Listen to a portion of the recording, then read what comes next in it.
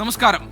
കേരളത്തിന് പുറത്ത് ബന്ധുക്കളാണെങ്കിലും അകത്ത് മുഖം നോക്കാതെ ആക്രമിക്കണമെന്ന രാഷ്ട്രീയ പ്രായോഗികതയാണ് പിണറായി വിജയൻ രാഹുൽ ഗാന്ധി വാക്പോരിലൂടെ നമ്മൾ കണ്ടുകൊണ്ടിരിക്കുന്നത്. പ്രതിനായക വേഷത്തിലുള്ള BJPയെ നേരിടുന്നതിൽ കൂടുതൽ കരുത്ത് ആർക്ക് എന്ന് കാണിച്ചു കൊടുക്കേണ്ടി വരുന്നു എന്നതാണ് രാജ്യത്തെ ഇതര സംസ്ഥാനങ്ങളിൽ നിന്ന് കേരളത്തിൽ കോൺഗ്രസിന്റെയും CPM-ന്റെയും മുന്നിലെ വെല്ലുവിളി. അതുകൊണ്ടാകണം രാഹുലിന്റെ വിമർശനങ്ങൾക്ക് മുഖ്യമന്ത്രി ഇങ്ങനെ മറുപടി പറഞ്ഞത്. നിങ്ങളെ മുത്തശ്ശിയില്ലേ ഈ രാജ്യത്താകെ അടക്കി കാണിക്കുന്ന കാലം, അവരായിരുന്നു ഞങ്ങളെയൊക്കെ പിടിച്ച് ജയിച്ചത്. എത്ര കാലം? 1.5 വർഷം. ഇപ്പൊ ജയിലിൽ നിന്ന് കേട്ടാൽ നിങ്ങളെ അശോക് ചവാനെ പോലെ അങ്ങോട്ട് പോകാൻ കഴിയില്ല എന്ന് പറയുന്നവരല്ല കേട്ടാ.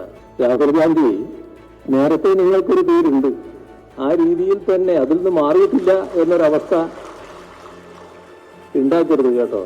ഇപ്പൊ പിണറായി വിജയൻ മോഡിയുടെ തോളിൽ കൈയിട്ടിട്ട് രാഹുൽ ഗാന്ധി അത് വിളിക്കട്ടെ. അപ്പോൾ കേരളത്തിലെ ജനങ്ങൾക്ക് മനസ്സിലാവുമല്ലോ അദ്ദേഹം ആരാണെന്ന്. അദ്ദേഹം മോഡിയുടെ മൗത്ത് പീസാണെന്ന് ഞാൻ പറഞ്ഞത് അതുകൊണ്ട് തന്നെയാണ്. ദേശീയ തലത്തിൽ BJP വിരുദ്ധ കൂട്ടായ്മയിൽ കണ്ണി ചേർന്ന് കിടക്കുമ്പോഴും വയനാട്ടിൽ CPI-ക്കെതിരെ മത്സരിച്ചും ഇടത് സർക്കാരിനെതിരെ ആഞ്ഞടിച്ചും രാഹുൽ ഗാന്ധി നടത്തുന്ന രാഷ്ട്രീയ നീക്കത്തിനുള്ള സ്വാഭാവിക മറുപടിയോ പിണറായി വിജയന്റെ ഇന്നത്തെ പ്രതികരണം? എൻകൗണ്ടർ പരിശോധിക്കുന്നു. പ്രേക്ഷകർക്ക് സ്വാഗതം.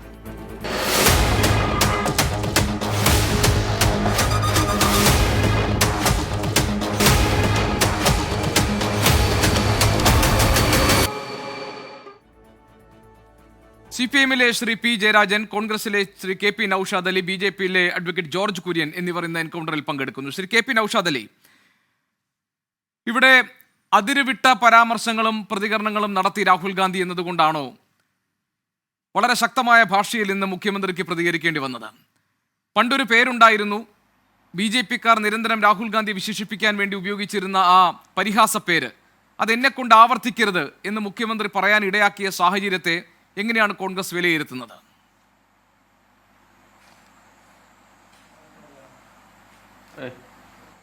ഗോപികൃഷ്ണൻ, ഇവിടെ രാഹുൽ ഗാന്ധി എന്ന വ്യക്തിയുടെ നേതാവിൻ്റെയൊക്കെ രാഷ്ട്രീയ ജീവിതം നിങ്ങളൊന്ന് പരിശോധിച്ചാൽ ഇതൊരു എക്കോ വരുന്നുണ്ട് ഗോപികൃഷ്ണൻ. ഈ ഞാൻ സംസാരിക്കുന്നൊരു എക്കോ വരുന്നുണ്ട്. ഉണ്ടോ? ഞാനിപ്പോൾ തന്നെ പരിഹരിക്കാം. ഞാൻ പറയുന്നുണ്ട്. ഒരു മിനിറ്റ്, ഞാൻ താങ്കളിലേക്ക് വരാം. ഒരൊറ്റ നിമിഷം. രാഹുൽ ഗാന്ധിയുടെ തുടക്കം മുതലുള്ള പറയാം. രാഹുൽ ഗാന്ധിയുടെ രാഷ്ട്രീയ ജീവിതം ഉടനീളം നിങ്ങൾ പരിശോധിച്ചാൽ അദ്ദേഹത്തിൻ്റെ ഓരോ ചലനങ്ങളിലും ഹൃദയസ്പന്ദനങ്ങളിലും ഉച്ഛ്വാസ നിശ്വാസങ്ങളിലും നിലവിലും ഉണർവിലും നിദ്രയിലും സംഘപരിവാർ വിരുദ്ധ രാഷ്ട്രീയം മാത്രമാണ്.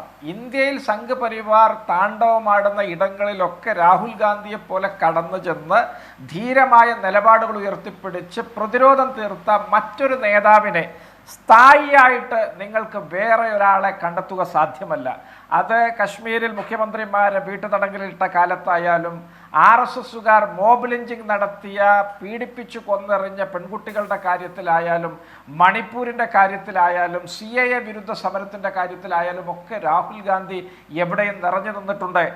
RSS ആണ് ഗാന്ധിയെ കൊന്നത് എന്ന് പറഞ്ഞിട്ടുണ്ട്. മാപ്പ് പറയാൻ എൻ്റെ പേര് രാഹുൽ ഗാന്ധി എന്നാണ്, സവർക്കർ എന്നല്ല എന്ന് അദ്ദേഹം നാഗ്പൂർ സ്ഥിതി ചെയ്യുന്ന സംസ്ഥാനത്ത് നിന്നാണ് അദ്ദേഹം പരസ്യമായിട്ട് പറഞ്ഞിട്ടുള്ളത്. അതൊക്കെയാണ് രാഹുൽ ഗാന്ധിയുടെ സംഘ് പരിവാർ വിരുദ്ധത. അദ്ദേഹം ആയിരക്കണക്കിന് കിലോമീറ്ററുകൾ ഇവർ വിഷപ്പുക ഉയർത്തിയ സാഹചര്യത്തിൽ സ്നേഹത്തിന്റെ കട തുറക്കാൻ വേണ്ടി അദ്ദേഹം ചെലവഴിച്ചു തീർത്തിട്ടുണ്ട്. ഞാൻ രാഹുൽ ഗാന്ധിയുടെ സംഘപരിവാർ വിരുദ്ധ രാഷ്ട്രീയത്തിലേക്ക് വരാം. അതിന് തൊട്ടു മുൻപ് ഞാൻ ചോദിച്ചത്, ഇന്നിപ്പോൾ മുഖ്യമന്ത്രി അദ്ദേഹത്തെ വിശേഷിപ്പിക്കാൻ ഉപയോഗിച്ച ഒരു പദപ്രയോഗത്തെ കുറിച്ചാണ്. അദ്ദേഹം വിളിക്കാതെ വിളിച്ചത് പണ്ട് BJP-ക്കാർ നിരന്തരം രാഹുൽ ഗാന്ധിക്കെതിരെ ഉപയോഗിച്ചിരുന്ന ഒരു പരിഹാസ പേരാണ്. അത് മുഖ്യമന്ത്രി പറഞ്ഞിട്ടില്ല, പക്ഷേ അദ്ദേഹം അത് ധ്വനിപ്പിച്ചു. ആ പേരിന് അർഹനാണ് താങ്കൾ എന്ന് താങ്കൾ തോന്നിപ്പിക്കരുത് എന്നാണ് രാഹുൽ ഗാന്ധിയെക്കുറിച്ച് പറഞ്ഞത്. അപ്പോൾ BJP വിരുദ്ധ ദേശീയ തലത്തിലെ രാഷ്ട്രീയത്തിൽ ഒരു മുഖമായി രാഹുൽ ഗാന്ധി ഉയർത്തിക്കാട്ടുകയും BJP വിരുദ്ധ രാഷ്ട്രീയ കക്ഷികളുടെ കൂട്ടായ്മയ്ക്ക് നേതൃനിരയിലേക്ക് രാഹുൽ ഗാന്ധി ഉയർത്തിക്കാട്ടുകയും ഒക്കെ ചെയ്യുന്ന സന്ദർഭത്തിലാണ് BJP-ക്കാർ അധിക്ഷേപിക്കാൻ ഉപയോഗിക്കുന്ന ഒരു പദപ്രയോഗം ഇന്ന് പിണറായി വിജയൻ പറഞ്ഞത്, അതിനെക്കുറിച്ചിട്ട് പരോക്ഷമായി സൂചിപ്പിച്ചത്. ഇതിനെ കോൺഗ്രസ് എങ്ങനെ മനസ്സിലാക്കുന്നു എന്നാണ് എൻ്റെ ചോദ്യം.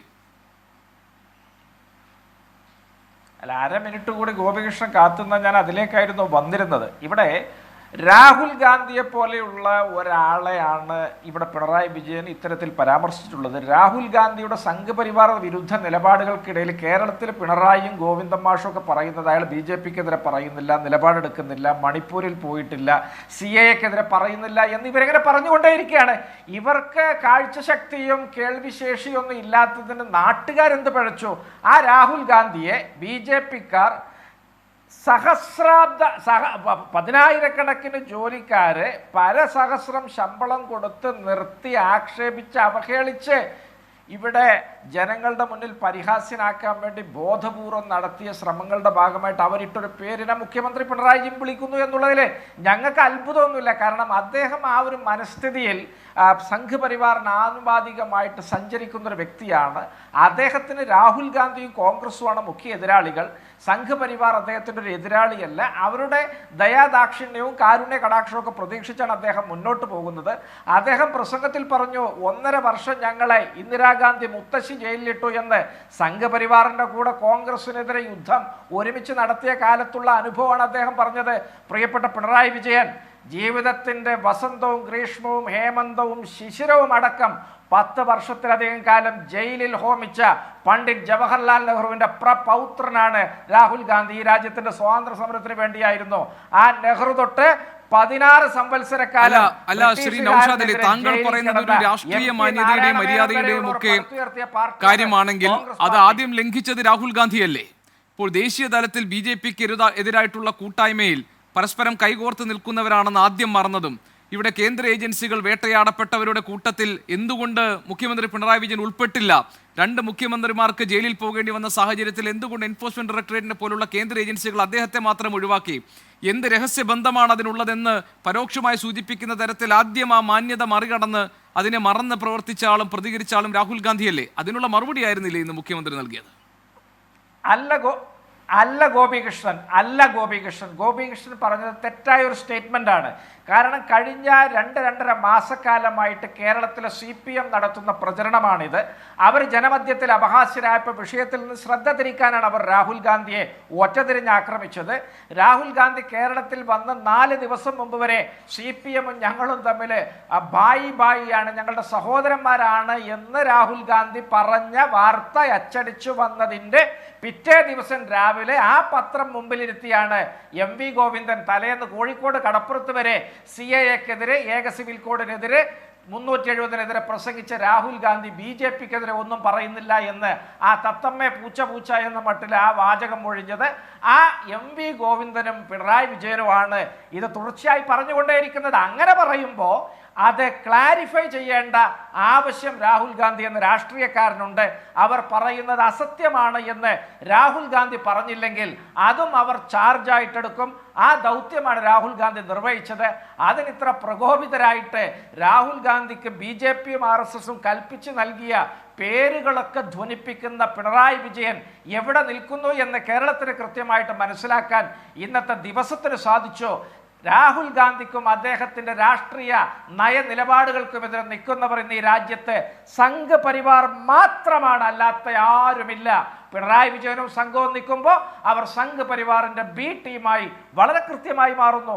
അതിനപ്പുറത്ത് യാതൊരു രാഷ്ട്രീയ സന്ദേശവും അത് നൽകുന്നില്ല എന്ന് കേരളം ഇന്ന് വളരെ വ്യക്തമായിട്ട് തിരിച്ചറിഞ്ഞു കഴിഞ്ഞിരിക്കുന്നു. ശരി, ഞാൻ വരാം. ശ്രീ പി ജയരാജൻ, നമുക്കറിയാം രാഹുൽ ഗാന്ധി ദേശീയ രാഷ്ട്രീയത്തിലേക്ക് ഉദയം കൊള്ളാൻ കാത്തിരുന്ന ആ സമയത്ത് തന്നെ രാഹുൽ ഗാന്ധിയുടെ പ്രതിച്ഛായയെ ഇല്ലാതാക്കുന്ന, അദ്ദേഹത്തിന്റെ പ്രതീക്ഷകളെ നശിപ്പിച്ച, അദ്ദേഹത്തിന് ജനസമ്മതി നേടാനുള്ള അവസരത്തെ ഇല്ലാതാക്കിയത് BJPയുടെ ഭാഗത്തു നിന്ന്, സംഘപരിവാറിന്റെ ഭാഗത്ത് നിന്ന് നിരന്തരം അദ്ദേഹത്തിന് നേരിടേണ്ടി വന്ന അധിക്ഷേപങ്ങളാണ്. അതിലൊന്നായിരുന്നു രാഹുൽ ഗാന്ധിയെ വിശേഷിപ്പിക്കാൻ വേണ്ടി BJP നേതാക്കൾ ഇടം ബലം നോക്കാതെ പ്രയോഗിച്ചിരുന്ന ആ പരിഹാസ പേര്. ഇവിടെ ഇപ്പോൾ BJP വിരുദ്ധ രാഷ്ട്രീയ മുന്നണികളിൽ അല്ലെങ്കിൽ രാഷ്ട്രീയ കക്ഷി കൂട്ടായ്മയിൽ കണ്ണിച്ചേർന്ന് നിൽക്കുകയും ഒരു സംഘപരിവാർ വിരുദ്ധ രാഷ്ട്രീയത്തിൻ്റെ പ്രസക്തിയെക്കുറിച്ചൊക്കെ സംസാരിക്കുകയും ചെയ്യുന്ന ഈ പുതിയ രാഷ്ട്രീയ സാഹചര്യത്തിൽ എന്തുകൊണ്ടാണ് പിണറായി വിജയനെ പോലെ ഒരാൾ രാഹുൽ ഗാന്ധിയെ BJPക്കാർ പരിഹാസ രൂപേണ പ്രയോഗിച്ചിരുന്ന ആ പേര് ഓർമ്മിപ്പിക്കുന്ന ഒരു ഘട്ടമുണ്ടായത്? എന്തായിരുന്നു അതുകൊണ്ട് CPM ലക്ഷ്യമിട്ടത്?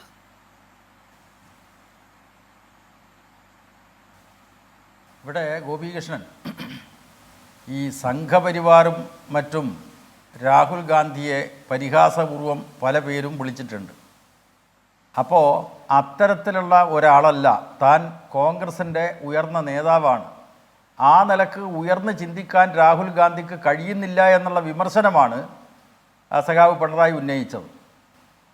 അപ്പോൾ പിണറായിക്കെതിരായിട്ട് ഈ രാഹുൽ ഗാന്ധി കണ്ണൂരിൽ എന്താ പ്രസംഗിച്ചത്?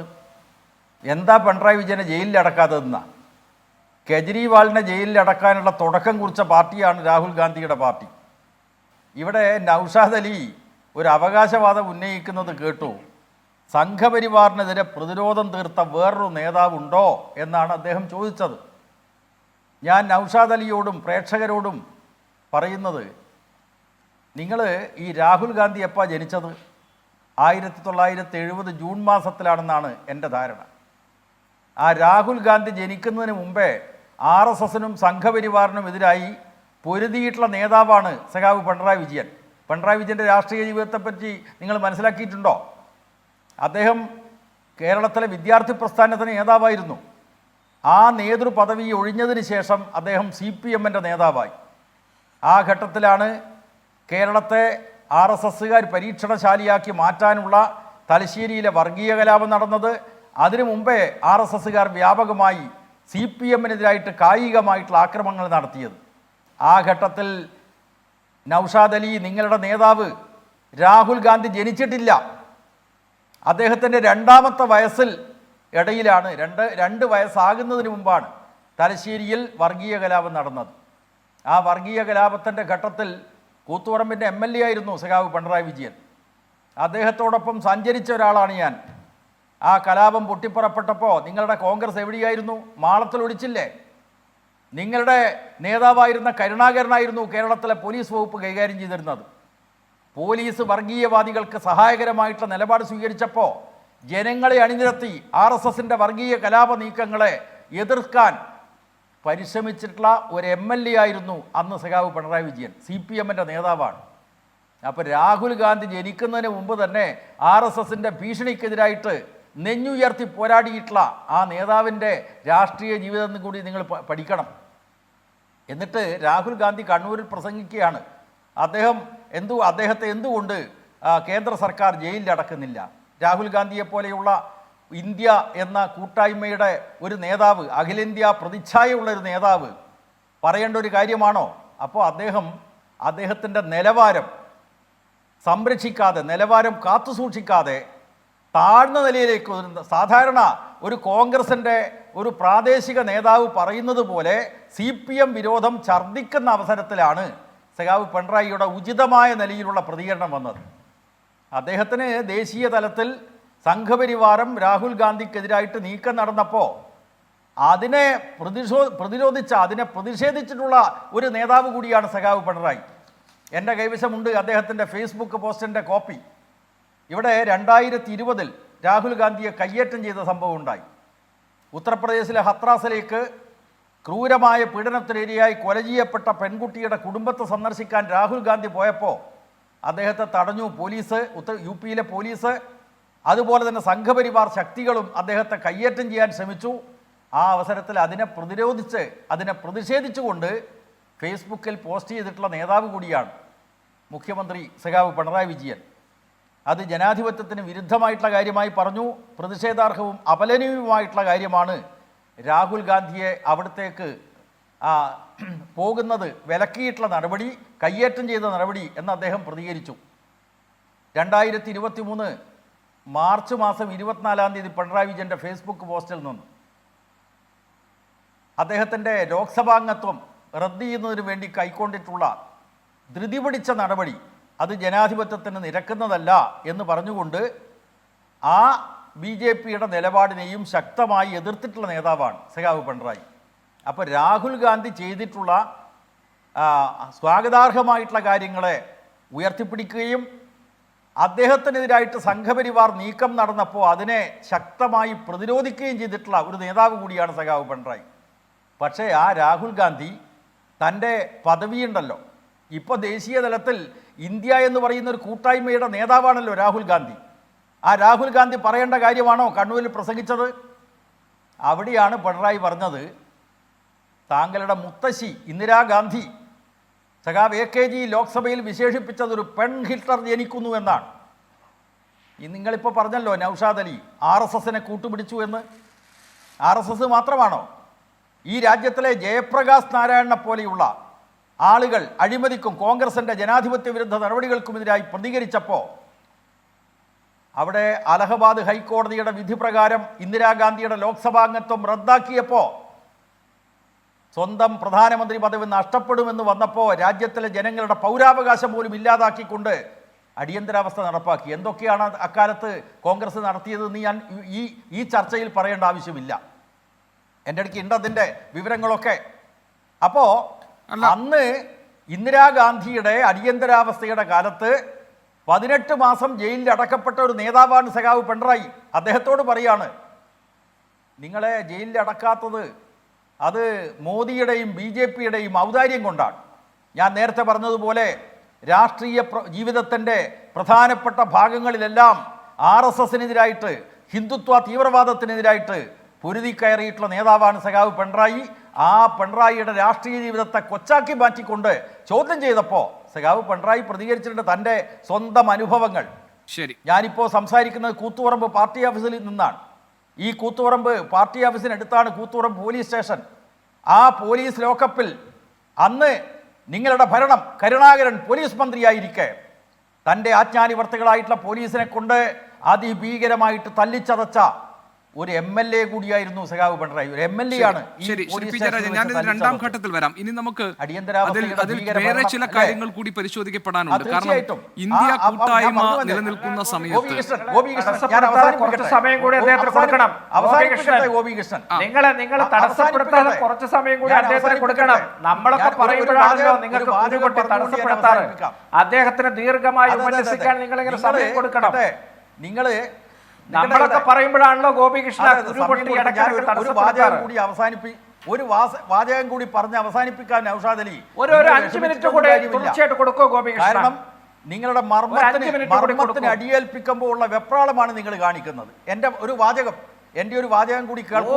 അത് ഞാൻ നോക്കിക്കോളാം. എൻ്റെ രാഷ്ട്രീയ ജീവിതം തന്നെ അതെ നിങ്ങൾ രാഹുൽ ഗാന്ധി ട്രൗസർ ഉടുത്ത് നടക്കാത്ത കാലത്തടക്കം ഈ നാട്ടിൽ സംഘപരിവാറിനെയും അതിന്റെ വെല്ലുവിളികളെയും രാഹുൽ ഗാന്ധി 1972 തലശ്ശേരി കലാപത്തിന് പള്ളി കത്തിക്കാനും മുസ്ലിം വീടുകൾ ആക്രമിക്കാനും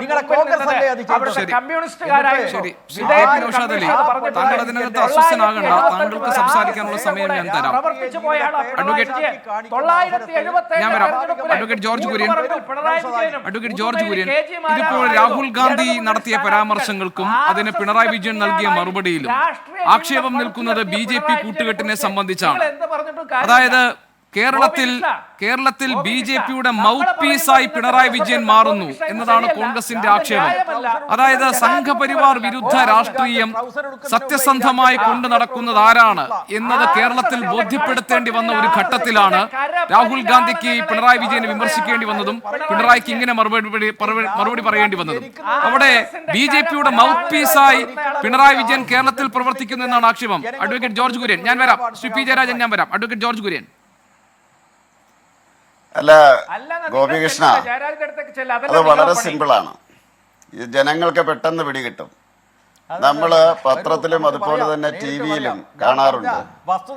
ഇന്ത്യ അലയൻസിന്റെ നേതാക്കന്മാരുടെ യോഗം ഡൽഹിയിൽ നടക്കുന്ന അവസരത്തില് രാഹുൽ ഗാന്ധിയുടെ ഒരു സൈഡില് D. രാജ, മറ്റേ സൈഡില് യെച്ചൂരി, അവരവിടെ ഇരുന്നിട്ട് രാഹുൽ ഗാന്ധിയുടെ നേതൃത്വത്തെ അംഗീകരിച്ചുകൊണ്ട് അദ്ദേഹത്തെ പ്രധാനമന്ത്രിയാക്കാനുള്ള തയ്യാറെടുപ്പ് നടത്തുകയാണ്.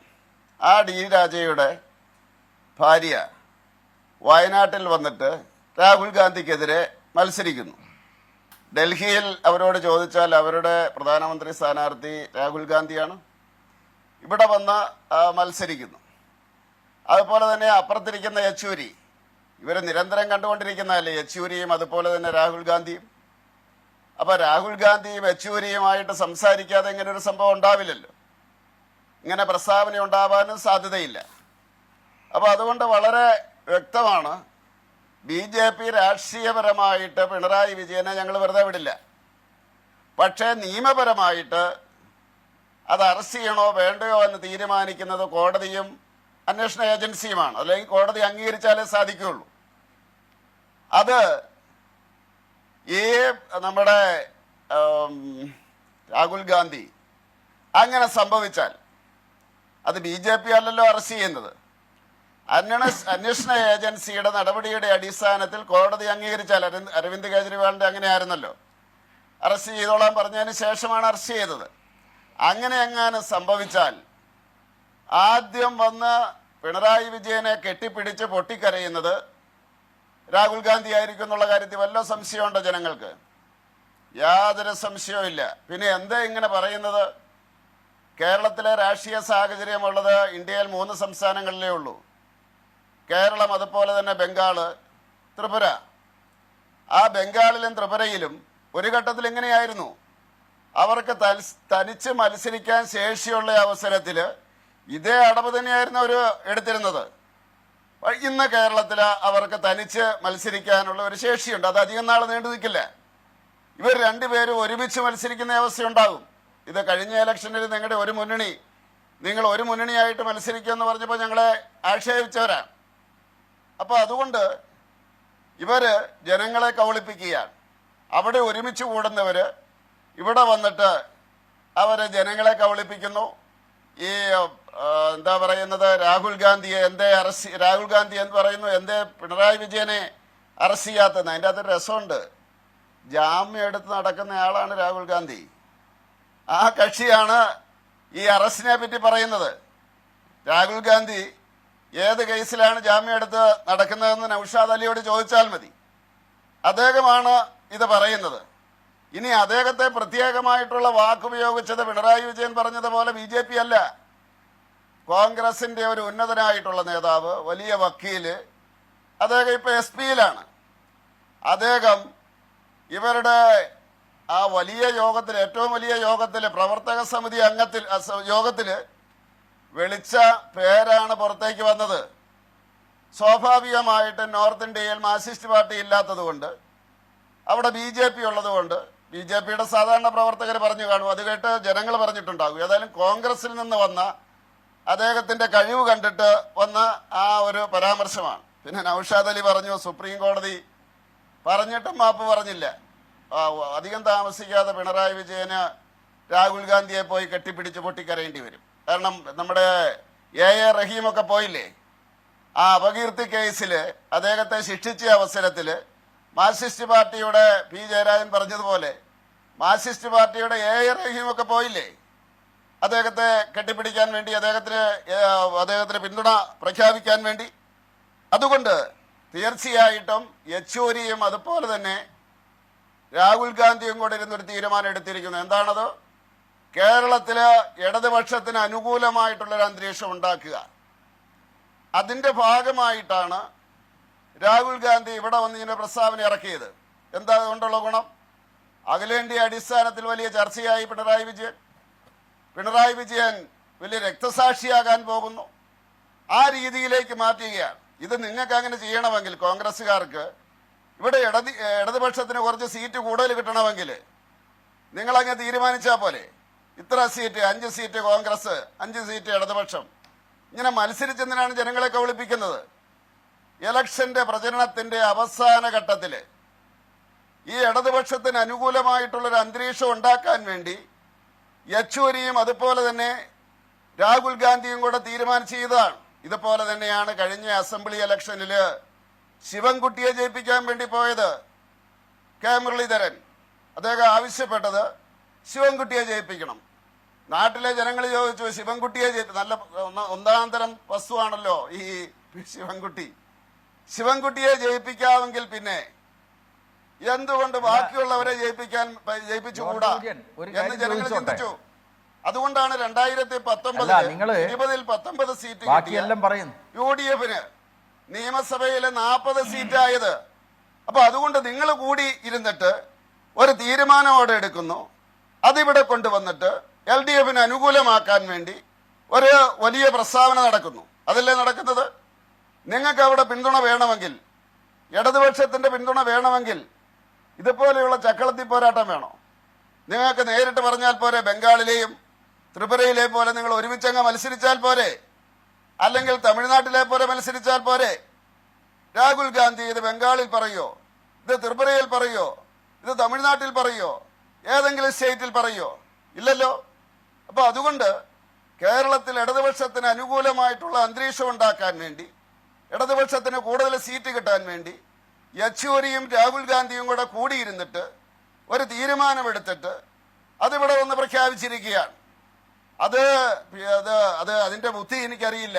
അല്ല, ഞാൻ ചോദിക്കുന്നത് പിണറായി ഒരു കാര്യം, പറഞ്ഞതുപോലെ ജോർജ് കുര്യൻ, ആ വാക്കിന്റെ ബുദ്ധിയാണോന്ന് എനിക്കറിയത്തില്ല. ഇവിടെ അല്ലെങ്കിൽ കോൺഗ്രസ് നേതാവ് പോയ ഞാൻ ശ്രീ പി ജയരാജൻ, ഞാൻ ഒരു നിമിഷം ഞാൻ വരാം, ഞാൻ താങ്കളിലേക്ക് വരാം.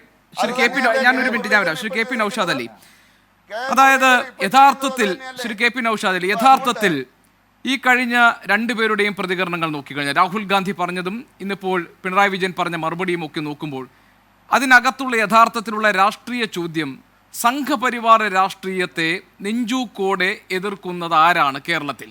അത് LDF ആണോ, അത് UDF ആണോ എന്നുള്ളതാണ്. ഇപ്പോൾ രാഹുൽ ഗാന്ധി ചില കാര്യങ്ങൾ പറയുന്നു. ഇപ്പോൾ അദ്ദേഹം പറയുന്നത് ഇലക്ട്രൽ ബോണ്ട് അത് കൊള്ളയടിക്കലാണ് എന്ന് പറഞ്ഞുകൊണ്ടാണ് അദ്ദേഹം തുടങ്ങുന്നത്. പിന്നീട് മുംബൈ വിമാനത്താവളം എങ്ങനെയാണ് അദാനിയിലേക്ക് എത്തിപ്പെട്ടത്, അതിനെങ്ങനെയാണ് കേന്ദ്ര അന്വേഷണ ഏജൻസികളെ ഉപയോഗിച്ചത് എന്ന് അദ്ദേഹം പറയുന്നുണ്ട്. അങ്ങനെ തുടങ്ങിയിട്ടാണ് അദ്ദേഹം ഇവിടെ പിണറായി വിജയനെതിരെ ഒരു നീക്കവും നടത്തുന്നില്ല. ഇവിടെ കേന്ദ്ര അന്വേഷണ ഏജൻസികൾ 2 മുഖ്യമന്ത്രിമാരെ ജയിലിൽ അടച്ചപ്പോൾ പിണറായിക്കെതിരെ ഒരു നടപടിയും ഉണ്ടാകുന്നില്ല. പിണറായി വിജയനാകട്ടെ ഇവിടെ എപ്പോഴും തനിക്കെതിരെ മാത്രം സംസാരിച്ചു കൊണ്ടിരിക്കുന്നു, BJPയെ വേണ്ട പോലെ നേരിടുന്നില്ല. ഇതായിരുന്നല്ലോ രാഹുൽ ഗാന്ധി പറഞ്ഞത്. അവിടെ മുഖ്യമന്ത്രി 2 ഘട്ടമായിട്ടാണ് മറുപടി പറഞ്ഞത്. ഒന്ന്, രാഹുൽ ഗാന്ധി വ്യക്തിപരമായി നടത്തിയിട്ടുള്ള പരാമർശങ്ങൾക്കുള്ള വ്യക്തിപരമായ മറുപടി. 2ാം ഘട്ടം, ആരാണ് സംഘപരിവാറിനെതിരെ ശക്തമായി നിലപാട് സ്വീകരിക്കുന്നത്. 2 പ്രധാനപ്പെട്ട കാര്യങ്ങൾ എടുത്തു പറഞ്ഞാണ് പിണറായി വിജയന്റെ പ്രസംഗം. ഒന്ന്, പൗരത്വ നിയമ ഭേദഗതി. അവിടെ എന്ത് നിലപാടാണ് കോൺഗ്രസ് സ്വീകരിച്ചത്? ഇപ്പോൾ ഡൽഹിയിൽ നടന്ന പൗരത്വ വിരുദ്ധ പ്രക്ഷോഭത്തിൽ അറസ്റ്റിലാക്കപ്പെട്ട നേതാക്കളിൽ ഒരു കോൺഗ്രസ്സുകാരനുണ്ടോ? ഞാൻ പറയുന്നത് പിണറായി വിജയന്റെ പ്രസംഗത്തിലെ ഭാഗമാണ്. 2, കാശ്മീരിലെ 370 റദ്ദാക്കപ്പെട്ടപ്പോൾ ആരാണ് ശബ്ദിച്ചത്? അവിടെ അദ്ദേഹം കേരളത്തിലെ UDF MP-മാരെ കൂടി പ്രതിസ്ഥാനത്ത് നിർത്തിക്കൊണ്ടാണ് ആ വിഷയം അവതരിപ്പിച്ചത്.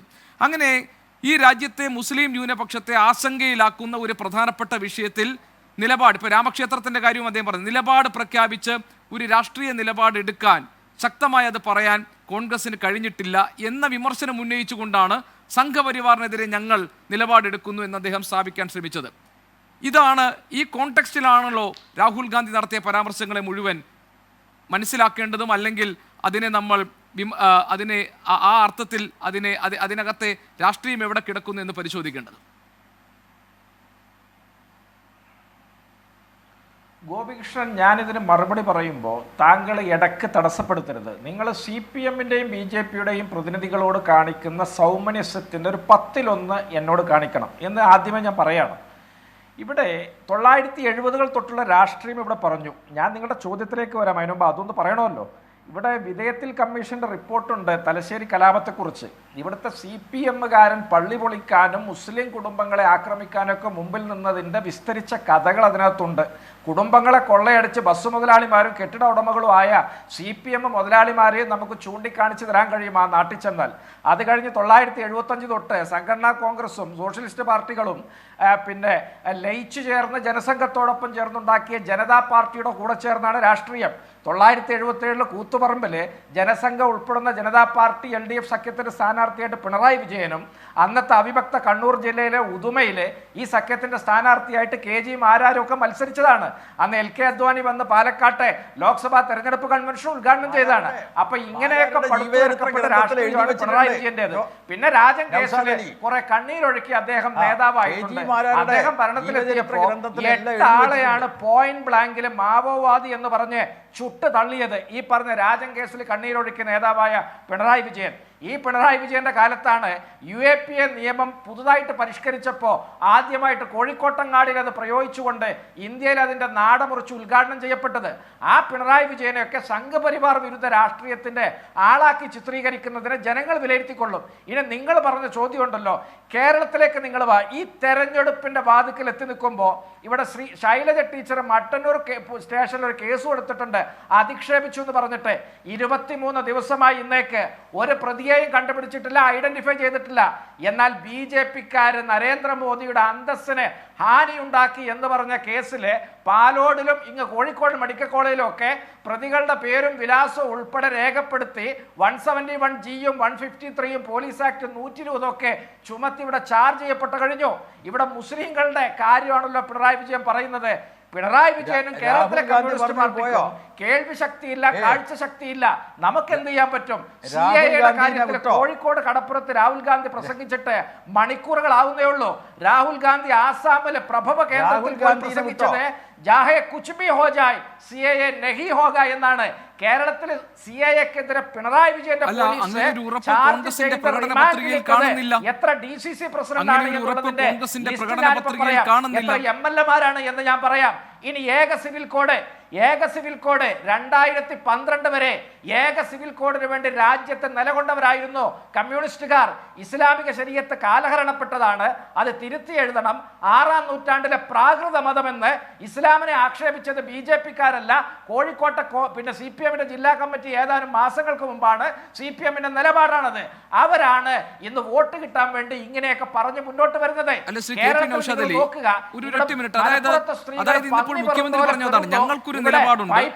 പൗരത്വ നിയമ ഭേദഗതിയെ കുറിച്ച് ഞങ്ങളുടെ നിലപാട് എന്താണ് എന്ന കാര്യം ഞങ്ങൾ പ്രകടന പത്രികയിൽ പറഞ്ഞിട്ടുണ്ട്. ഞങ്ങൾ അത് നടപ്പാക്കില്ല എന്ന നിലപാട് അദ്ദേഹം പറയുന്നു.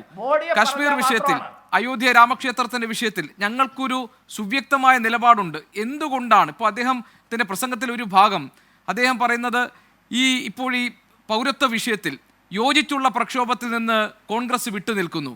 അപ്പോൾ ദേശീയ തലത്തിൽ എടുത്തൊരു തീരുമാനമായിരിക്കുമല്ലോ സംസ്ഥാന ഘടകം നടപ്പാക്കുക. അങ്ങനെയാണെങ്കിൽ രാഹുൽ ഗാന്ധി അതിന് മറുപടി പറയണ്ടേ എന്ന് മുഖ്യമന്ത്രി ചോദിക്കുകയാണ് അദ്ദേഹത്തിന്റെ പ്രസംഗത്തിൽ. അതായത് പൗരത്വ വിഷയത്തിൽ, കശ്മീർ വിഷയത്തിൽ, അയോധ്യ രാമക്ഷേത്രത്തിന്റെ വിഷയത്തിൽ ഇതിലൊക്കെ സുവ്യക്തമായ നിലപാട് പ്രഖ്യാപിക്കുന്നതിന് ഇപ്പോൾ നിലവിൽ കോൺഗ്രസിന് എന്താണ് തടസ്സം എന്ന് ചോദിച്ചുകൊണ്ടാണ് അദ്ദേഹം ഈ വിഷയത്തെ അവതരിപ്പിക്കുന്നത്. ആ ചോദ്യമാണ് ഞാൻ താങ്കളോട് ചോദിക്കുന്നത്, എന്താണ് കോൺഗ്രസിന് തടസ്സമെന്ന്. അല്ല, ഞാനതാ പറഞ്ഞത് പിണറായി വിജയനെ സംബന്ധിച്ചിടത്തോളം അദ്ദേഹത്തിന് കേൾവി ശക്തിയോ കാഴ്ചശേഷിയോ നഷ്ടപ്പെട്ടു പോയിട്ടുണ്ടെങ്കിൽ ഞങ്ങൾ ഉത്തരവാദികളല്ല. രാഹുൽ ഗാന്ധിയെ പോലെ CAA വിരുദ്ധ സമരത്തിന്റെ കുരിശു പോരാളിയായി ഈ രാജ്യത്ത് നിറഞ്ഞു നിന്ന മറ്റൊരു മനുഷ്യനുണ്ടോ? ഇമ്രാൻ പ്രതാപ് ഗാർഹി എന്നൊരു നേതാവ് അംഗമാണ്. ഇവിടെ ഉമ്മൻചാണ്ടി അടക്കമുള്ള രോഗാതുരത നേരിടുന്ന നേതാക്കള് -ഡിഗ്രി തണുപ്പിൽ JNU-ൽ പോയിട്ട് ആ സമരത്തെ അഭിസംബോധന ചെയ്തിട്ടുണ്ട്. കോഴിക്കോട് DCC പ്രസിഡന്റും കൽപ്പറ്റ MLA-യും അടക്കമുള്ള 100 കണക്കിന് ആളുകളെ 2 ആഴ്ചക്കാലം അറസ്റ്റ് ചെയ്ത് ജയിലിലിട്ടയാളാണ് പിണറായി വിജയന്റെ ഗവൺമെന്റ്. അന്ന് സംഘപരിവാറുകാർ CAA അനുകൂല സമരം നടത്തിയപ്പോൾ കടയടച്ചു എന്നുള്ളതിന്റെ പേരിൽ 100 കണക്കിന് വ്യാപാരികൾക്കെതിരെ ജാമ്യമില്ലാത്ത കേസെടുത്ത ആളാണ് പിണറായി വിജയൻ. ഇദ്ദേഹത്തിന്റെ പ്രവൃത്തിയൊന്നും അദ്ദേഹത്തിന്റെ പറച്ചിൽ മറ്റൊന്നുമാണ്. തെരഞ്ഞെടുപ്പ് അടുക്കുമ്പോൾ മുസ്ലിം വോട്ട് തട്ടാൻ ഇങ്ങനെയുള്ള പല വേഷങ്ങളും മാനായും മാരീചനായും പിണറായി വിജയൻ വരും. അദ്ദേഹത്തെ രാഹുൽ ഗാന്ധിയായിട്ട് താരതമ്യം ചെയ്യാൻ കേരളത്തിലെ ജനങ്ങൾക്കറിയാം, ജനാധിപത്യ മതേതര വിശ്വാസികൾക്കറിയാം എന്താണ് ശരി, എന്താണ് കളവ് എന്നൊക്കെ അവർക്ക് മനസ്സിലാക്കാനുള്ള ശേഷിയുണ്ട്. ആ രാഹുൽ ഗാന്ധിയെ അദ്ദേഹത്തിന് BJP-ക്കാർ ആക്ഷേപിച്ച് വിളിക്കുന്ന പേര് കൂട്ടി വിളിച്ചുകൊണ്ട് മുന്നോട്ട് വരുന്ന പിണറായി വിജയൻ അദ്ദേഹത്തിന്റെ ജാതകം ഈ തെരഞ്ഞെടുപ്പിൽ എഴുതി കഴിഞ്ഞു. ഇതിന്റെ അപ്പുറത്തേക്കിന് പ്രത്യേകിച്ച് രാഷ്ട്രീയമൊന്നും പറയേണ്ട കാര്യമില്ല. കേരളത്തിലെ മതേതര ജനാധിപത്യ വിശ്വാസികൾ വളരെ കൃത്യമായിട്ട് അദ്ദേഹത്തെ വിലയിരുത്തിയിട്ടുണ്ട്. ഏതായാലും ഈ റിയാസ് മൗലവി കേസും മറ്റൊരുപാട് സംഭവങ്ങളൊക്കെ ഈ തെരഞ്ഞെടുപ്പിന്റെ മുമ്പാണല്ലോ വന്നുപെട്ടിട്ടുള്ളത്. ഇതെല്ലാം കൂട്ടി വായിക്കാൻ വളരെ കൃത്യമായ ബോധ്യം ഈ കേരളത്തിലെ മതേതര ജനാധിപത്യ വിശ്വാസികൾക്കുണ്ട്. അതുകൊണ്ട് ഞാനൊരു ഒറ്റ ചോദ്യം ചോദിച്ചിട്ടുണ്ടെങ്കിൽ ഞാൻ ശ്രീ P. ജയരാജനിലേക്ക് ഒറ്റ ചോദ്യം. അതായത് ഇന്ന് പിണറായി വിജയൻ 1-2 പ്രധാനപ്പെട്ട പോയിന്റുകളിൽ നിന്നാണല്ലോ ഈ വിഷയത്തെ അവതരിപ്പിച്ചത്. ആ കാര്യങ്ങൾക്ക് കോൺഗ്രസ് ഒരു മറുപടി പറയണ്ടേ? അതായത് പ്രകടന പത്രികയിൽ എന്തുകൊണ്ട് ഉൾപ്പെടുത്തിയില്ല? ഇന്ത്യയുടെ മതേതരത്വത്തിന് കടക്കൽ കത്തിവെക്കുന്ന പൗരത്വ നിയമ ഭേദഗതി എന്ന് ഞാൻ പറഞ്ഞത് പിണറായിയുടെ പ്രസംഗത്തിലെ ഭാഗമാണ്. അതിനെതിരായിട്ട് ശബ്ദമുയർത്തുന്ന കാര്യത്തിൽ കോൺഗ്രസിന് എവിടെയാണ് ഒരു സംശയമുള്ളത് എന്ന് തുടങ്ങിയിട്ടുള്ള കാര്യങ്ങൾക്ക് കോൺഗ്രസ് ഒരു മറുപടി പറയണ്ടേ എന്നാണ് ഞാൻ ചോദിക്കുന്നത്. പ്രകടന പത്രികയിൽ എന്തുകൊണ്ട് ഉൾപ്പെടുത്തിയില്ല എന്ന് അദ്ദേഹം ചോദിക്കുന്നു, അതിന് മറുപടി പറയണ്ടേ? അല്ല, തീർച്ചയായിട്ടും ഞാൻ പറഞ്ഞുതരാം. ഇവിടെ ഗോപികൃഷ്ണ, നമ്മളൊരു സദ്യ കഴിച്ചാൽ എന്താ സദ്യ എന്ന് ചോദിച്ചാൽ ബിരിയാണി എന്നേ പറയുള്ളൂ. അതിൻ്റെ ഒരു വശത്ത് അച്ചാറുണ്ട്, ഒരു വശത്ത് സാലഡ് ഉണ്ട്, ഒരു വശത്ത് പപ്പടം ഉണ്ട്, ഒരു ഗ്ലാസ് വെള്ളം ഉണ്ടെന്നൊന്നും ആരും പറയില്ല. ഞങ്ങൾ പറഞ്ഞിട്ടുണ്ട് BJP-യുടെ ഭരണഘടനാ വിരുദ്ധമായ മുഴുവൻ നിയമങ്ങളും റദ്ദ് ചെയ്യുമെന്ന്. അതിനകത്ത് CAA ഉണ്ട്, യൂണിഫോം സിവിൽ കോഡ് ഉണ്ട്, 370 ഉണ്ട്, എല്ലാം ഉണ്ട്. ഞങ്ങൾ ആ ബിരിയാണിയാണ് മുന്നോട്ട് വെക്കുന്നത്. അപ്പൊ പിണറായി വിജയൻ ചോദിക്കുകയാണ് നിങ്ങൾ എന്താ അച്ചാറുണ്ട് എന്ന് പറയാത്തത്. ഞങ്ങൾക്കത് പറയാൻ സൗകര്യമില്ല. കാരണം ഞങ്ങൾ സമഗ്രമായിട്ട് പറഞ്ഞിട്ടുണ്ട്. ഞങ്ങൾക്ക് ആ ഒരു നിയമം മാത്രമല്ല, മുഴുവൻ BJPയുടെ ഭരണഘടനാ വിരുദ്ധമായ നിയമങ്ങളും ഞങ്ങൾ റദ്ദ് ചെയ്യും. ഫാസിസത്തിന്റെ വിഷപ്പുക ഈ അന്തരീക്ഷത്തിൽ BJP വമിപ്പിച്ചിട്ടുണ്ട്. അത് മുഴുവൻ തൂത്തുപെറുക്കി കളയാനുള്ള വലിയ ബാധ്യത. ഏതായാലും വിഷമുള്ള അച്ചാറാണെങ്കിൽ അത് വിളമ്പില്ല എന്ന് പറയുക തന്നെ വേണം ശ്രീ KP നൗഷാദ് അലി. വിഷമുള്ള അച്ചാറാണെങ്കിൽ അത് ഞങ്ങൾ വിളമ്പില്ല എന്ന് തന്നെ പറയണം എന്നാണ്. നിങ്ങളുടെ രാഷ്ട്രീയം, അത് നിങ്ങളുടെ അല്ല, രാഷ്ട്രീയമൊന്നുമല്ല. ഞാൻ താങ്കൾ ഒരു നിലപാട് പറയുകയാണെങ്കിൽ അതിൽ വ്യക്തത വേണം എന്നാണ് ഞാൻ പറഞ്ഞത്. എന്റെ രാഷ്ട്രീയം അളക്കുന്ന ചർച്ചയല്ലല്ലോ ഇത്. ഞാൻ പറഞ്ഞത് നിലപാട് പറയുമ്പോൾ അതിൽ വ്യക്തത വേണം എന്നതാണല്ലോ ഞാൻ പറഞ്ഞത്. കോഴിക്കോട് കടപ്പുറത്തെ രാഹുൽ ഗാന്ധിയുടെ പ്രസംഗം കേട്ടോ? ആസാമിലെ രാഹുൽ ഗാന്ധിയുടെ പ്രസംഗം കേട്ടോ? KPCC പ്രസിഡന്റ് പറഞ്ഞത് കേട്ടോ? CAA അറബിക്കടലിലാണ് എന്ന്. ഇതിലേറെ എന്ത് ധീരമായ പി ജയരാജനിലേക്ക് തിരികെ വരും. പി ജയരാജൻ, ഈ BJP വിരുദ്ധ കൂട്ടായ്മയിലെ പ്രധാനമന്ത്രി സ്ഥാനാർത്ഥി ആരാണ് എന്ന് പ്രഖ്യാപിക്കപ്പെട്ടിട്ടില്ലെങ്കിലും അതിൻ്റെ പ്രധാന മുഖമായി നിൽക്കുന്നയാളാണ് രാഹുൽ ഗാന്ധി. ആ രാഹുൽ ഗാന്ധിക്കെതിരെ ഇന്ന് മുഖ്യമന്ത്രി ഉന്നയിച്ചിരിക്കുന്ന പ്രധാനപ്പെട്ട ആക്ഷേപം BJPക്കെതിരെ സത്യസന്ധവും എല്ലുറപ്പുമുള്ള ഒരു നിലപാട് സ്വീകരിക്കുന്നില്ല എന്നാണ്. പക്ഷേ രാഹുൽ ഗാന്ധിയുടെ പ്രസംഗങ്ങൾ നോക്കുമ്പോൾ ഇലക്ട്രൽ ബോണ്ടിനെതിരെ അദ്ദേഹം സംസാരിച്ചിട്ടുണ്ട്. മുംബൈ വിമാനത്താവളം അദാനിക്ക് കൈവിട്ടുകൊടുത്തതിന് പിന്നിൽ എങ്ങനെ കേന്ദ്ര ഏജൻസികളെ ഉപയോഗിച്ചു എന്ന് അദ്ദേഹം വിമർശനം ഉന്നയിക്കുന്നുണ്ട്. നിരന്തരം അദ്ദേഹത്തിൻ്റെ രാഷ്ട്രീയ ജീവിതത്തിൽ മോദിക്കെതിരെയും മോദി സർക്കാരിനെതിരെയും അദാനി മോദി ബന്ധത്തെക്കുറിച്ചുമൊക്കെ വാചാലനായിട്ടുണ്ട്. ഇതൊക്കെ സംഘപരിവാർ രാഷ്ട്രീയത്തിനെതിരായിട്ടുള്ള നിലപാടുകൾ തന്നെയല്ലേ? ഇന്ത്യ കൂട്ടായ്മ ഒരു നിർണായകമായ തെരഞ്ഞെടുപ്പിൻ്റെ ഘട്ടത്തിൽ നിൽക്കുമ്പോൾ BJP തന്നെ അദ്ദേഹത്തെ പരിഹാസരൂപേണ പ്രയോഗിച്ച വാക്കുകൾ ആവർത്തിക്കുകയും രാഹുൽ ഗാന്ധിയുടെ നിലപാടുകൾക്ക് ആത്മാർത്ഥതയില്ല എന്നും പറയുമ്പോൾ ഇന്ത്യ മുന്നണിയുടെ ആത്മാവിനെ തന്നെ ചോർത്തിക്കളയുന്ന ഒരു നിലപാടല്ലേ കേരളത്തിൽ CPM കൈക്കൊണ്ടിരിക്കുന്നത്? ഇവിടെ ഇന്ത്യ എന്ന കൂട്ടായ്മയിൽ ഇടതുപക്ഷം സ്വീകരിച്ചിട്ടുള്ള വ്യതിരിക്തമായിട്ടുള്ള നിലപാടുണ്ട്. ആ വ്യതിരിക്തമായിട്ടുള്ള നിലപാട് രാജ്യത്തിലെ ജനങ്ങളുടെ മൂർത്തമായ ജീവിത പ്രശ്നങ്ങളെ അടിസ്ഥാനപ്പെടുത്തിയിട്ടുള്ള പ്രക്ഷോഭങ്ങളും പ്രചരണങ്ങളുമാണ്. അത് കോൺഗ്രസ് മുഖവിലക്കെടുത്തിട്ടില്ല. ഇത്തരം വിഷയങ്ങൾ ഉന്നയിച്ചുകൊണ്ട് എല്ലാ സംസ്ഥാന തലസ്ഥാനങ്ങളിലും കൂട്ടായ്മകൾ രൂപപ്പെടണം, ബഹുജന റാലികൾ നടത്തണം. കോൺഗ്രസ് അത് ഗൗരവത്തിലെടുത്തിട്ടില്ലല്ലോ. അവർ കർണാടകത്തിലെ കോൺഗ്രസ് വിജയത്തെ തുറന്ന് അവർക്കൊരു തെറ്റായ തോന്നൽ വന്നു. ഞങ്ങൾ ഒറ്റയ്ക്ക് വിചാരിച്ചാൽ ഈ BJPയെ തോൽപ്പിക്കാനാവും, എതിരിടാനാവും. എന്നിട്ട് താങ്കൾ പറഞ്ഞതുപോലെ കഴിഞ്ഞ തെരഞ്ഞെടുപ്പിൽ കോൺഗ്രസ്സുകാരും ലീഗുകാരും തെറ്റിദ്ധരിപ്പിച്ച ഒരു കാര്യമാണിത്. കേരളത്തിലെ വോട്ടർമാരെ മോദിക്ക് പകരം അവിടെ ആ കസേരയിൽ രാഹുൽ കയറിയിരിക്കാൻ വേണ്ടി പോവുകയാണ്. അപ്പോൾ പണ്ടത്തെ തറവാട്ടുകാരായിട്ടുള്ള ആളുകളുടെ മനോഭാവം പോലെ ആ ശക്തിയൊക്കെ ഇന്ന് കോൺഗ്രസ്സിനുണ്ടോ? കോൺഗ്രസ് ഒറ്റയ്ക്ക് വിചാരിച്ചാൽ ഈ രാജ്യത്ത് BJP വിരുദ്ധ സർക്കാർ ഉണ്ടാക്കാൻ കഴിയില്ല എന്ന് വളരെ വ്യക്തമാണ്. അപ്പോൾ രാജ്യത്തിലെ മാറി വരുന്ന രാഷ്ട്രീയ സാഹചര്യം പരിഗണിച്ചുകൊണ്ട് ഞങ്ങൾ BJP ആണ് മുഖ്യമായിട്ടുള്ള എതിരാളി, BJPയുടെ ഭരണത്തെ ഒഴിവാക്കണം, അതുകൊണ്ട് ഇന്ത്യ കൂട്ടായ്മയായിട്ട് സഹകരിക്കുന്നു. അതേസമയം കോൺഗ്രസുമായിട്ടുള്ള ഭിന്നതകൾ ഉണ്ട്. ആ ഭിന്നതകളാണ് ഞങ്ങളിവിടെ പറയുന്നത്. ആ ഘട്ടത്തിൽ കേരളത്തിൽ വന്നിട്ട് അഖിലേന്ത്യാ തലത്തിൽ കോൺഗ്രസിൻ്റെ പ്രമുഖ മുഖമായിട്ടുള്ള ഗോപികൃഷ്ണൻ തന്നെ ഇവിടെ പറഞ്ഞതുപോലെ പല നിലക്കും പരിഗണിക്കാവുന്ന ഒരു ദേശീയ നേതാവ് കേരളത്തിൽ വന്നിട്ട് ഇവിടുത്തെ ഇന്ത്യ കൂട്ടായ്മയിലെ ഒരു പ്രധാനപ്പെട്ട ഭരണം നടക്കുന്ന ഈ സംസ്ഥാനത്തിലെ മുഖ്യമന്ത്രിയെ എന്തുകൊണ്ട് ജയിലിൽ അടക്കുന്നില്ല എന്ന ചോദ്യം ആരോടാ ചോദിക്കുന്നത്? BJPയോടാണ്, കേന്ദ്ര ഗവൺമെൻറ്റിനോടാണ്, മോദി സർക്കാരിനോടാണ്. ഇവിടെയാണ് ഈ രാഹുൽ ഗാന്ധിയുടെ പറച്ചലും പ്രവർത്തനവും തമ്മിലുള്ള പൊരുത്തക്കേട്. ആ പൊരുത്തക്കേടാണ് പിണറായി തൻ്റെ പ്രസംഗങ്ങളിൽ ഒക്കെ ഉണ്ടായിട്ടുള്ളത്. ഇന്നത്തെ കോഴിക്കോട് പ്രസംഗത്തിലും അത് തന്നെയാണ് പറഞ്ഞത്. അത് ഗോപികൃഷ്ണൻ ശരിയായി തിരിച്ചറിഞ്ഞിട്ടുണ്ട്. അതുകൊണ്ടാണല്ലോ കോൺഗ്രസിൻ്റെ നേതാവായിട്ടുള്ള നൗഷാദ് അലിയോട് കൃത്യമായിട്ടുള്ള ചോദ്യം ആവർത്തിച്ച് ഗോപികൃഷ്ണൻ ചോദിച്ചത്. അതിന് മറുപടി പറയുന്നില്ലല്ലോ. ഇവിടെ നൗഷാദ് അലി പറയുന്നത് ബിരിയാണിയോടൊപ്പം അച്ചാറുണ്ടോ എന്ന കാര്യമാണ് അന്വേഷിക്കുന്നത് എന്നതാണ്. ഇവിടെ ബിരിയാണിക്കൊപ്പം സലാഡും അച്ചാറും എല്ലാം പ്രശ്നം തന്നെയാണ്. കോൺഗ്രസ് ഒരു പ്രകടന പത്രിക പുറത്തിറക്കിയിരിക്കുകയാണ്. BJP അതിൻ്റെ പ്രകടന പത്രം പുറത്തിറക്കി കഴിഞ്ഞു. ഇടതുപക്ഷ പാർട്ടികൾ അതിൻ്റെ പ്രകടന പത്രിക പുറത്തിറക്കി കഴിഞ്ഞു. BJP എന്താ പറഞ്ഞത്? പൗരത്വ ഭേദഗതി നിയമം നടപ്പാക്കും. പൗരത്വ രജിസ്റ്റർ തുടർന്ന് ഞങ്ങൾ നടപ്പാക്കും എന്ന് അമിത്ഷാ. അതുപോലെ തന്നെ ഇന്ത്യ രാജ്യത്ത് 2000-ത്തിലധികം മുസ്ലിം സമുദായത്തിൽപ്പെട്ട യുവാക്കളെയാണ് രാജ്യദ്രോഹ കുറ്റം ചുമത്തി ജയിലിൽ അടച്ചിട്ടുള്ളത്. അതിനുവേണ്ടി കരിനിയമങ്ങൾ ഉണ്ടാക്കി. ആ കരിനിയമങ്ങൾ ഞങ്ങൾ കർശനമായിട്ട് നടപ്പാക്കും. ഇവിടെ അതിനോട് കോൺഗ്രസിൻ്റെ നിലപാട് എന്താണ്? ഇടതുപക്ഷം പറഞ്ഞു പൗരത്വ ഭേദഗതി നിയമം റദ്ദാക്കും, അതുപോലെ തന്നെ ഏകീകൃത സിവിൽ കോഡ് അടിച്ചേൽപ്പിക്കുന്നതിന് ഞങ്ങൾ എതിരാണ്, ഇത്തരം കരിനിയമങ്ങൾ റദ്ദാക്കും. ഇടതുപക്ഷം കൃത്യമായിട്ട് നിലപാട് സ്വീകരിച്ചു. അപ്പോൾ രാജ്യം അഭിമുഖീകരിക്കുന്ന നാനാവിധ പ്രശ്നങ്ങൾ എന്തിൻ്റെ അടിസ്ഥാനത്തിലാണ് എന്നത് തിരിച്ചറിഞ്ഞുകൊണ്ട് ദൃഢമായിട്ടുള്ള നിലപാടുണ്ടാവണം. ആ നിലപാട് കോൺഗ്രസിനില്ല. ഇവിടെ ഒരു കാര്യം ഇടതുപക്ഷ പാർട്ടികൾ നേരത്തെ തന്നെ പറഞ്ഞിട്ടുണ്ട്, RSS രൂപീകരണത്തിൻ്റെ 100ാം വാർഷികമാവുമ്പോഴേക്ക് ഇന്ത്യയെ ഒരു മതരാഷ്ട്രമാക്കി മാറ്റണം. അതിന് ഓരോ പടവും കയറിക്കൊണ്ട് മുന്നോട്ട് പോകുന്ന സംഘപരിവാറിൻ്റെ ഭാഗമായിട്ടുള്ള BJPക്കെതിരായിട്ട് കൃത്യമായിട്ടുള്ള നിലപാട്, അസന്നിഗ്ധമായിട്ടുള്ള നിലപാട് കോൺഗ്രസിനുണ്ടോ എന്ന ചോദ്യമാണ് ഈ വോട്ടർമാർക്ക് മുമ്പിൽ ഇന്ന് ഉയർന്നു നിൽക്കുന്നത്. ആ ചോദ്യമാണ് സഖാവ് പിണറായി പറഞ്ഞത്. അപ്പോൾ എന്താ രാഹുൽ ഗാന്ധിയുടെ മറുപടി? കോൺഗ്രസിൻ്റെ മറുപടി എന്താണ്? ഞങ്ങൾ ആസാമിൽ പറഞ്ഞിട്ടുണ്ട്, ഇവിടെ പറഞ്ഞിട്ടുണ്ടെന്നാ.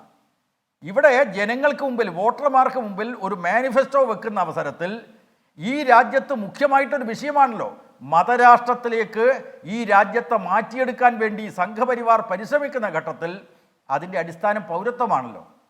ആ പൗരത്വത്തിൽ ഒരു പ്രത്യേക വിഭാഗത്തെ മാറ്റി നിർത്തിക്കൊണ്ട് നടപടി സ്വീകരിക്കുന്നു. പൗരത്വ രജിസ്റ്റർ ഉണ്ടാക്കുമ്പോൾ ഈ കേരളം ഉൾപ്പെടെയുള്ള സംസ്ഥാനങ്ങളിലെ മുസ്ലിങ്ങൾ അങ്ങേയറ്റത്തെ ആശങ്കയിലാണ്. സഖാവ് പിണറായി തന്നെ നേരത്തെ പറഞ്ഞതുപോലെ ഈ രാജ്യത്തിലെ വലിയൊരു വിഭാഗം ജനങ്ങൾ തീത്തുന്ന് കഴിയുകയാണ്.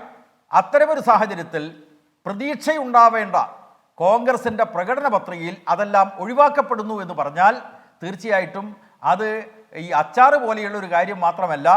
രാഹുൽ ഗാന്ധി വയനാട് മത്സരിക്കുന്ന അവസരത്തിൽ പച്ചക്കൊടി കൂടെ കൂട്ടാൻ പറ്റില്ല. കോൺഗ്രസിൻ്റെ കൊടി പോലും ഉപേക്ഷിച്ചില്ല അവിടെ. ഇവിടെ ഇടതുപക്ഷ ജനാധിപത്യ മുന്നണിയോടൊപ്പം പച്ചക്കൊടിയുള്ളൊരു പാർട്ടിയുണ്ട്. ആ പാർട്ടിയുടെ കൊടിയെടുത്ത് ഞങ്ങൾ പോകുന്നു. എന്താ കോൺഗ്രസിന് പോകാൻ പറ്റാത്തത്? അപ്പോൾ അവസരവാദപരമായിട്ടുള്ള നിലപാട്, അതുപോലെ തന്നെ ദൃഢമായി എടുക്കേണ്ട കാര്യങ്ങളിൽ കൃത്യമായിട്ടുള്ള നിലപാടില്ലായ്മ, അതല്ലേ ഇവിടെ കാണുന്നത്. ഇവിടെ നൗഷാദ് അലി പറഞ്ഞു ഇവിടെ സംഘപരിവാരവുമായിട്ട് CPM-ന് ബന്ധമുണ്ടെന്ന്. ഞാൻ ആ KG മാരാരുടെ ജീവചരിത്ര, KG മാരാരുടെ പേര് ഇവിടെ പറഞ്ഞല്ലോ, KG മാരാരുടെ ജീവചരിത്ര ഗ്രന്ഥത്തിൽ അതൊരു അധ്യായത്തിൻ്റെ പേരെന്താണെന്നറിയോ? പാഴായ പരീക്ഷണം. എന്തായിരുന്നു പരീക്ഷണം നൗഷാദ് അലി?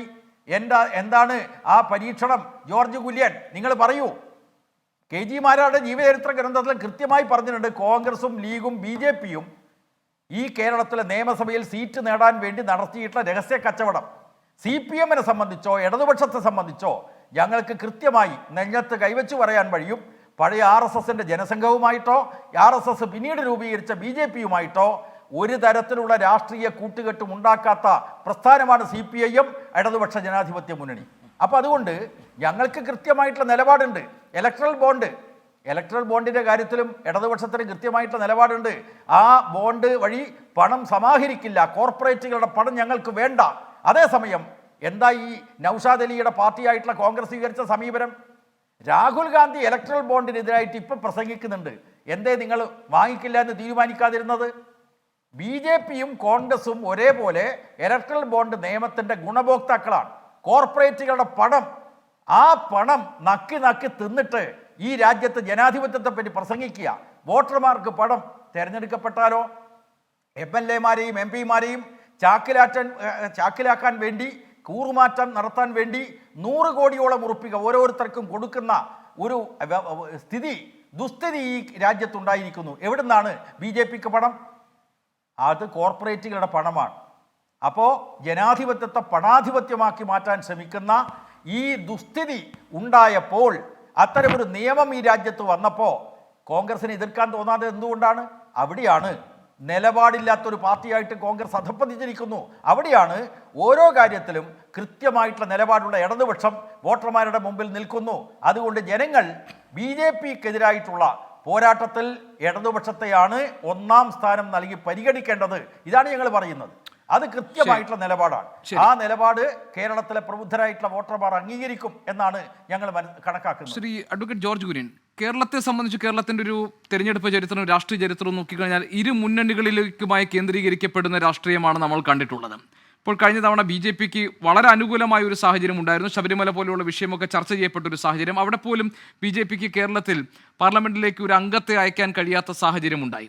നിലവിലെ സാഹചര്യത്തിലും ഈ രണ്ട് മുന്നണികളിലും കേന്ദ്രീകരിച്ച് ഈ തെരഞ്ഞെടുപ്പ് രാഷ്ട്രീയവും കറങ്ങുന്നു എന്നതല്ലേ യഥാർത്ഥത്തിൽ BJP വിരുദ്ധ നിലപാടുകൾ അളവുകോലായി വോട്ടർമാർ അവരുടെ സമ്മതിദാനാവകാശം വിനിയോഗിക്കണമെന്ന സന്ദേശം നൽകുന്നതിലൂടെ സംഭവിക്കുന്നത്? BJP ഈ രാഷ്ട്രീയ സ്ഥിതിവിശേഷത്തെ എങ്ങനെയാണ് കാണുന്നത്? അല്ല ഗോപികൃഷ്ണ, അതിന് രണ്ട് കാര്യങ്ങളുണ്ട്. ഒന്ന്, കേരളത്തിൽ നിന്ന് NDAയുടെ MP ഉണ്ടായിട്ടുണ്ട് 2004 ഉണ്ട്. അതുപോലെ തന്നെ MLA ഉണ്ടായിട്ടുണ്ട് 2016. അപ്പോൾ ഈ കേരളത്തില് NDAയോ BJPയോ ജനങ്ങൾ ജയിപ്പിക്കാതിരുന്നിട്ടില്ല. ബംഗാളിൽ ഞങ്ങൾക്ക് ആദ്യം ഞങ്ങൾ ഓപ്പണിംഗ് നടത്തിയതിന് ശേഷം പിന്നെ ഞങ്ങൾക്ക് കിട്ടിയത് 15 വർഷത്തിന് ശേഷമാണ്. അന്ന് എന്തെല്ലാം ആക്ഷേപമായിരുന്നു. അതുപോലെയാണ് എല്ലാ സ്ഥലത്തും BJP വളർന്നിട്ടുള്ളത്, പ്രത്യേകിച്ച് മുന്നണി ഉള്ളിടത്ത്. ഇപ്രാവശ്യത്തെ ഇലക്ഷൻ കഴിഞ്ഞ ലോക്സഭാ ഇലക്ഷനെ കഴിഞ്ഞ് വ്യത്യസ്തമായിട്ടുള്ളതെന്ന് ഞങ്ങൾ പറയുന്ന രീതിയിലേക്ക് വരികയാണ്. കഴിഞ്ഞ ലോക്സഭാ ഇലക്ഷനിൽ ഇടത് മുന്നണി അവർ രാഹുൽ ഗാന്ധിയെ അംഗീകരിച്ചിരുന്നില്ല, അവർ UPA അംഗീകരിച്ചിരുന്നില്ല. അവരുടേതായിട്ടുള്ള മൂന്നാം മുന്നണി ഉണ്ടാക്കും, അത് പ്രാദേശിക കക്ഷികളെ വെച്ചുകൊണ്ട് അവരുടേതായിട്ടുള്ള പ്രധാനമന്ത്രി ഉണ്ടാക്കും എന്നായിരുന്നു അവർ പറഞ്ഞിരുന്നത്. അന്ന് ഞങ്ങൾ പറഞ്ഞു, നിങ്ങളിനി അടുത്ത ഇലക്ഷനിൽ അധികം താമസിക്കാതെ നിങ്ങൾ ഒരു മുന്നണിയായിട്ട് ഒരു പ്രധാനമന്ത്രി സ്ഥാനാർത്ഥിയെ വെച്ചുകൊണ്ട് നിങ്ങൾ മുന്നോട്ട് വരും. അതേ രീതിയിലാണ് ഇപ്പോൾ സംഭവിച്ചുകൊണ്ടിരിക്കുന്നത്. അപ്പോൾ അതുകൊണ്ട് 2004 ലോക്സഭാ ഇലക്ഷനിൽ NDAക്ക് അനുകൂലമായിട്ട് കേരളത്തിലെ ഒരു ലോക്സഭാ മണ്ഡലത്തിൽ നിന്ന് MP ഉണ്ടായിട്ടുണ്ട് ഉള്ളതുപോലെ 2016 നിയമസഭാ ഇലക്ഷനിൽ ഇവിടുന്ന് തിരഞ്ഞെടുക്കപ്പെട്ടതുപോലെ കേരളത്തിൽ നിന്ന് തിരഞ്ഞെടുക്കപ്പെടും. എന്താ സംശയിക്കുന്നത്? ഉദാഹരണമുണ്ടല്ലോ, BJP ജയിച്ച പാരമ്പര്യമല്ലേ. അതുകൊണ്ടാണ് ഞാൻ പറഞ്ഞത്, ഇപ്പോൾ വളരെ വ്യക്തമായിരിക്കുകയല്ലേ. ഇവര് അഖിലേന്ത്യാ തലത്തിൽ ഒറ്റക്കെട്ടായിട്ട് നിൽക്കുന്നു, ഇവിടെ വന്നിട്ട് ചക്രത്തി പോരാട്ടമാണ്. ഞാനൊന്ന് ചോദിക്കട്ടെ, അങ്ങനെയാണ് എങ്കിൽ ഈ രാഹുൽ ഗാന്ധി പറയണ്ടേ, ഇത്രയും മോശപ്പെട്ട ഒരു മുഖ്യമന്ത്രിയായിട്ടുള്ളയാളെ, അങ്ങനെയുള്ള ഒരു പാർട്ടിയെ, മാർക്സിസ്റ്റ് പാർട്ടി കേരളത്തിലല്ലാതെ ഇറങ്ങൂല്ലല്ലോ, അവരെ ഞങ്ങൾ ഈ ഇന്ത്യ അലയൻസിൽ നിന്ന് ഞങ്ങൾ മാറ്റും. ഇന്ത്യ അലയൻസ് ഞങ്ങൾക്ക് വേണ്ട, ഈ പിണറായി വിജയനെ പോലെയുള്ള ആൾ വേണ്ട, മാർക്സിസ്റ്റ് പാർട്ടിയെ പോലെയുള്ള ആൾ വേണ്ട എന്ന് അവർ പറയണ്ടേ. അപ്പോൾ അത് ജയരാജൻ പറയുന്നത് ഭിന്നതയാണെന്നാണ് പറഞ്ഞത്. ഇങ്ങനെയുള്ള ഭിന്നതയുള്ള ഒരു മുന്നണിക്ക് എങ്ങനെ രാജ്യം ഭരിക്കാൻ സാധിക്കും? പിന്നെ ഒരു പ്രധാനപ്പെട്ട കാര്യം ശ്രീ ജയരാജൻ പറഞ്ഞു, പച്ചക്കൊടി. അതാണ് പ്രശ്നം കേരളത്തിൽ. ഈ CAA ഒക്കെ പറയുന്നതിൻ്റെ അടിസ്ഥാന കാരണം, CAA ആരുടെയും ഈ പൗരത്വം നിഷേധിക്കുന്നില്ല. എല്ലാവർക്കും അറിയാം, ഇപ്പോൾ ഇവിടുത്തെ സർവ്വജനങ്ങൾക്കും അറിയാം, എല്ലാ ജാതിയിലും എല്ലാ മതത്തിൽപ്പെട്ടവർക്കും അറിയാം. ചിലർക്ക് 3 രാജ്യങ്ങളിൽ നിന്നുള്ള ചിലർക്ക് ആ ന്യൂനപക്ഷങ്ങൾക്ക് പരിഗണന കൊടുക്കുന്നു. അതേസമയം ശ്രീലങ്കയിൽ നിന്നും മ്യാൻമാറിൽ നിന്നുള്ള ഹിന്ദുക്കൾക്ക് പോലും കൊടുക്കുന്നില്ല. അവർക്കും പഴയ നിയമമാണ്. അപ്പൊ അത് ജനങ്ങൾക്ക് മനസ്സിലായി. ഈ ഡെമോഗ്രഫിയിലുണ്ടായ മാറ്റം, ജനസംഖ്യയിലുണ്ടായ മാറ്റം, അതിൻ്റെ അടിസ്ഥാനത്തിൽ വോട്ട് പിടിക്കാൻ വേണ്ടിയുള്ള ശ്രമമാണ് നടക്കുന്നത്. അങ്ങനെ വോട്ട് പിടിക്കാൻ ശ്രമിക്കുമ്പോൾ അച്യുതാനന്ദൻ 2010 പറഞ്ഞതുപോലെ ചില മതരാഷ്ട്രങ്ങൾ ഉണ്ടാക്കാൻ വേണ്ടി ചിലർ ശ്രമിക്കുന്നു. അതിവിടുത്തെ സമൂഹത്തിൽ അസ്വസ്ഥതയുണ്ടാക്കുന്നു, ഡിവിഷൻ ഉണ്ടാക്കുന്നു, ഈ രാജ്യത്തിന് ദൂഷ്യമായിട്ട് വരുന്നു. അതാണ് ഞങ്ങൾ ഉയർത്തിപ്പിടിക്കുന്നത്. ബംഗാളിലെ പോലെ, അതുപോലെ തന്നെ ത്രിപുരയിലെ പോലെ, അതാണല്ലോ രണ്ടും പറയേണ്ടത്, ഞാൻ മുമ്പേ പറഞ്ഞതുപോലെ.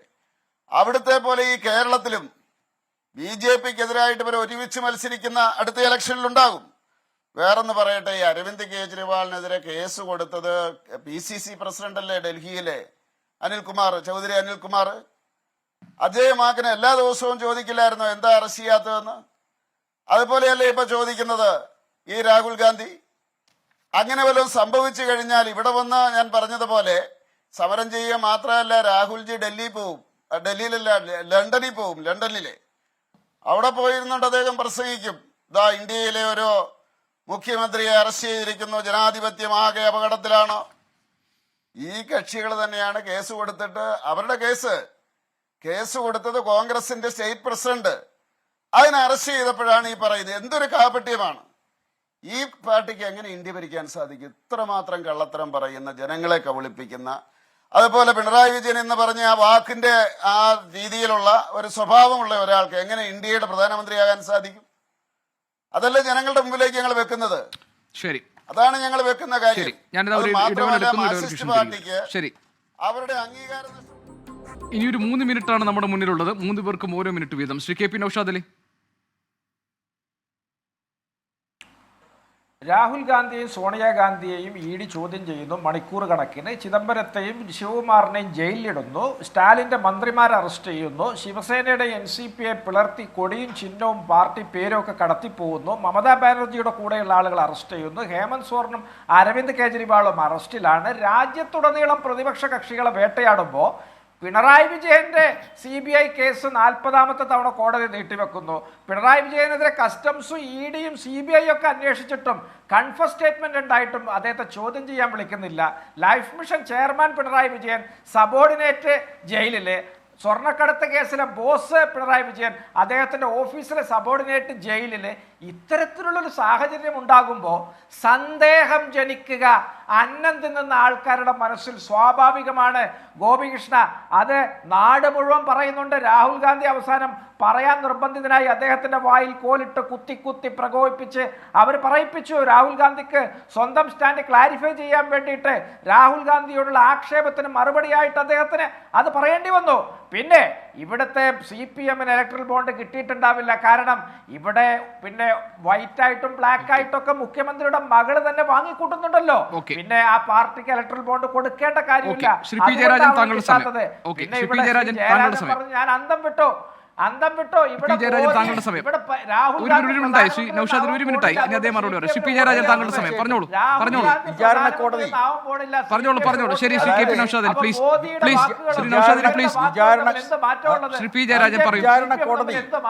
പറയാൻ അനുവദിക്കണം. വിചാരണ കോടതി വിചാരണ ചെയ്യുന്നതിന് മുമ്പ് തന്നെ തള്ളിക്കളഞ്ഞ ഒരു കേസ് സംബന്ധിച്ചാണ് ഇപ്പോൾ നൗഷാദ് അലിയുടെ വാദം. ഞാൻ പറയുന്നത് വേറൊരു കാര്യമാണ്. ഇവിടെ രേവന്ത് അണ്ണൻ വന്നിട്ടുണ്ട്. നമ്മുടെ തെലങ്കാനയിലെ കോൺഗ്രസ് മുഖ്യമന്ത്രി, പഴയ RSSകാരനാണ്. ആ നൗഷാദ് അലിക്കറിയുമോ? അവിടെ ഒരു ക്രിസ്തീയ വിദ്യാലയത്തിന് നേരെ സംഘപരിവാർ ആക്രമണം. എന്നിട്ട് വിദ്യാലയ മാനേജ്മെൻറ്റിനെതിരായിട്ടാണ്, മലയാളികളാണ് അവിടുത്തെ പ്രധാനപ്പെട്ട പുരോഹിതന്മാർ, മലയാളികൾക്കെതിരായിട്ട് അവിടെ വലിയ കേസ് വന്നിരിക്കുന്നു എന്ന ആക്ഷേപം വന്നിരിക്കുകയാണ്. അതുകൊണ്ട് നൗഷാദ് അലിയോട് പറയാനുള്ളത്, നിങ്ങളുടെ രേവന്ത് അണ്ണനെ വിളിക്കുക. പഴയ RSSകാരനെ, ട്രൗസർ ഇട്ട് മറ്റേ ദണ്ഡി എടുത്ത് നടന്ന RSSകാരനെ ഇപ്പോൾ തെലങ്കാനയിലെ മുഖ്യമന്ത്രിയായിരിക്കുകയാണ്. അദ്ദേഹത്തോട് പറയണം, കേരളക്കാരിയാണ് നിങ്ങൾ കേസിൽപ്പെടുത്തിയത്, മാനേജ്മെന്റിനെതിരായിട്ടാണ് കേസ്, അതുകൊണ്ട് സംഘപരിവാറിനെതിരായിട്ട് നടപടിയെടുക്കൂ എന്ന് ആവശ്യപ്പെടാൻ നൗഷാദ് അലി, നിങ്ങൾ അഖിലേന്ത്യാ നേതാവ് രാഹുൽ ഗാന്ധിയോട് പറയണം എന്നാണ് എനിക്ക് പറയാനുള്ളത്.